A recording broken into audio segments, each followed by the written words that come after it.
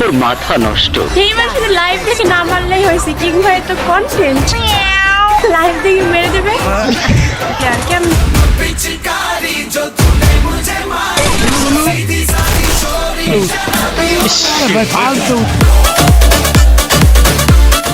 Guys আজকে আমরা লাগালাগি করতেছিলাম, মানে ম্যাচ লাগালাগি করতেছিলাম ভিভোজ স্টিমারদের সাথে। আর এই সময় হুট করে তাবাসসুম আবু পড়ে যায় আমাদের ম্যাচে। কিন্তু গাইস আমরা যে ম্যাচ লাগাচ্ছিলাম ভিভোজ স্টিমারদের সাথে, মানে এর একটু আগে দিশান গেমিং নামক একজন ভিভোজ স্টিমার পড়েছিল আমাদের ম্যাচে। সুতরাং আগে তোমরা এই ম্যাচটা দেখো এবং এর আগে তাদের সাথে ম্যাচ লাগানোর কারণটা শোনো।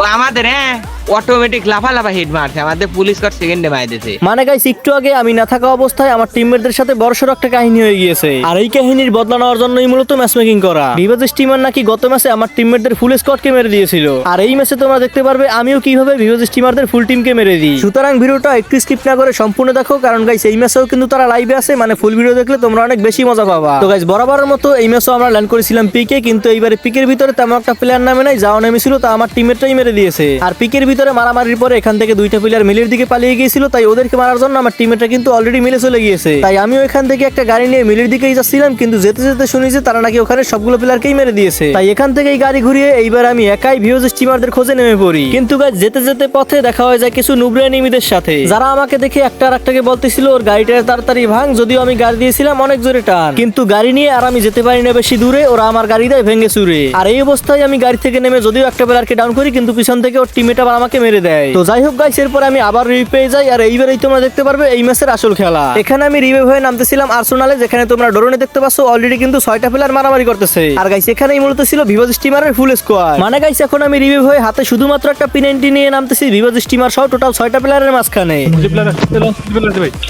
আর এইবারে দেখো এখানে কি হয়, তো ল্যান্ডিং এর শুরুতেই আমি ভিভোজ স্টিমারকে মেরে দিই।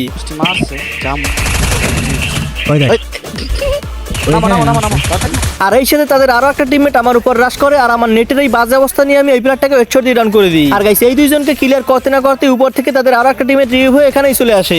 আমার টোকেন শেষ হয়ে গেছে। না খেলো এখানে একটা আছে, দেখো সরব এখানে একটা আছে।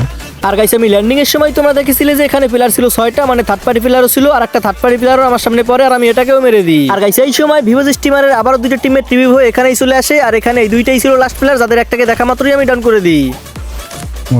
ওই যে হুকুম তো এখানে এরপরে আর মাত্র একটা প্লেয়ারই ছিল, আর এই প্লেয়ারটাও ছিল তাদের টিমমেট। আর এই প্লেয়ারটাকে মারতে পারলে কিন্তু এখানে সবগুলো প্লেয়ারকেই আমার মারা হয়ে যাবে। আর যেহেতু আমি তোমাদেরকে আগেই বলেছিলাম যে এখানে সবগুলো প্লেয়ারকে আমি মেরে দিব, তাই আমি এখানে সবগুলো প্লেয়ারকেই মেরে দিলাম। তোমার সামনে দিশা ভাই তোমাকে শুধু সুপার দিব না দুজনকে নরমাল দিব? তো এখানে আমার টিমমেটরা আমায় কভার দিতে আসতে আসতে কিন্তু আমি অলরেডি সবগুলো প্লেয়ারকে মেরে দিয়েছি। আর গাইস ভিডিও কিন্তু এখনো অনেক বাকি, আর বাকি ভিডিও দেখার আগে তোমাদেরকে আমি একটি টপসের সাথে পরিচয় করিয়ে দেব। সবচেয়ে কম দামে কম সময় ডায়মন্ড টপ আপ করার জন্য তোমরা চলে আসবে বিডি টপসেল ওয়েবসাইটে। এখান থেকে তোমরা সকল প্রকারের ইউডি top up, weekly monthly membership, ইউ access, UniPin voucher top up, এমনকি বাইরের সার্ভারের ডায়মন্ডও নিতে পারবে। তোমরা বিকাশ, নগদ, রকেট উপায় যে কোনো মাধ্যম থেকে পেমেন্ট করে টপ আপ করতে পারবে। আর পেমেন্টে কোনো প্রকারের সমস্যা হলে সরাসরি অ্যাডমিনের হোয়াটসঅ্যাপে যোগাযোগ করতে পারবে। আর তাদের হোয়াটসঅ্যাপ এবং টেলিগ্রাম গ্রুপে প্রতি মাসে ওয়েবসাইটের মেম্বারদের জন্য গিভওয়ে করা হয়। ওয়েবসাইটের লিংক পেয়ে যাবে পিন কমেন্টে, অথবা গুগল বা ক্রোমে গিয়ে সার্চ করতে পারো bidtopsel.com লিখে, অথবা প্লে স্টোর থেকে ডাউনলোড করে নিতে পারো আমাদের মোবাইল অ্যাপ।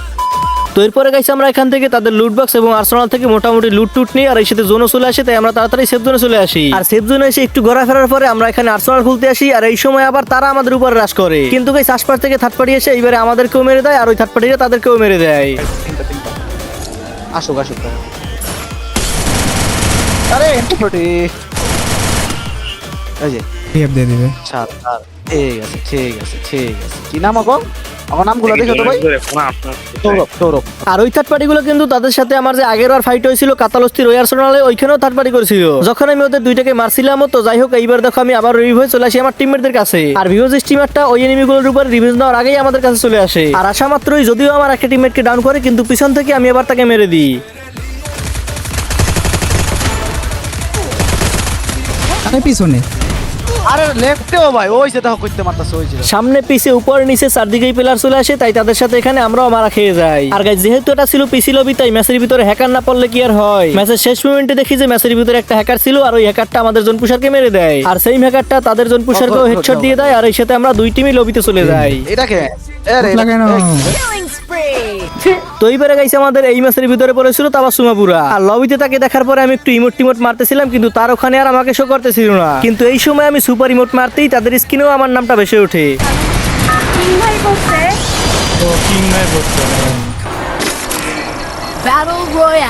এইবার শুধু লাইভ দেখে না মারলেই হয়েছে, কিং ভাই তো কন্টেন্ট, লাইভ দেখে মেরে দেবে। লাইভ দেখে মারার কোনো প্রয়োজনই নাই, কারণ সবাই জানে যে আমি সবসময় রান করি পিকে, আর ওই পাশে তারাও কিন্তু রান করতেছি পিকে, মানে তাদের সাথে আমাদের অবশ্যই দেখা হবে। আচ্ছা গাইস, আমরা একটু গেম প্লেতে ফোকাস করি।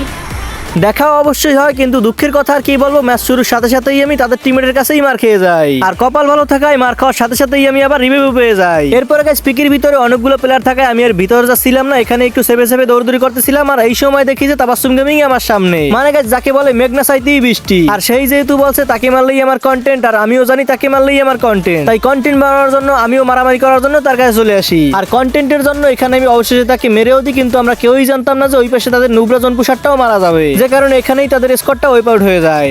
আল্লাহ, সামনে যাতে ডিপ্লেন ধরতে পারে না, ডিপ্লেন বলি এটা